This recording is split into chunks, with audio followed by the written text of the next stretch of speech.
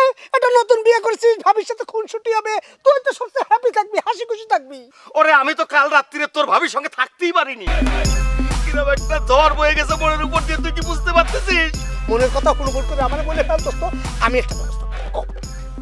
ওরে দোস্ত, কত স্বপ্ন ছিল বাসর ঘরে বউয়ের কোলের পর মাথা রেখে কত কথা কব, দুজনের সঙ্গে কত স্মৃতি তৈরি হবে, একে অপরের মনের কথা একেবারে গিভ এন্ড টেক করে ফেলবো। কিন্তু ওই অ্যালার্জি, ওই এক অ্যালার্জি আমার সব স্বপ্ন ভাঙে চুরমার করে দিল দোস্ত। অ্যালার্জি মানে? হ্যাঁ কি করছিস দোস্ত? হ্যাঁ রে দোস্ত, শোন, বাসর ঘরে যখন তোর ভাবির কাছাকাছি গিয়েছি, মানে আমার বউয়ের কাছাকাছি গিয়ে হালকা পাতলা রোমান্টিক দুই একটা কথা ঝাইরে দিয়েছি, আরেকটু কাছে যাচ্ছিলাম যে আরেকটু হঠাৎ করে মনে করছে নাকের আগার মধ্যে কিরকম একটা সুরসুর করে উঠলো।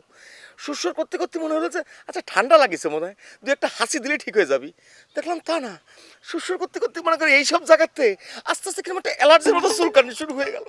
তো সারা শরীরে এমন চুলকানি শুরু হয়ে গেল যে তোর ভাবির পাশের আমার দৌড়ে পালা জাতি হলো।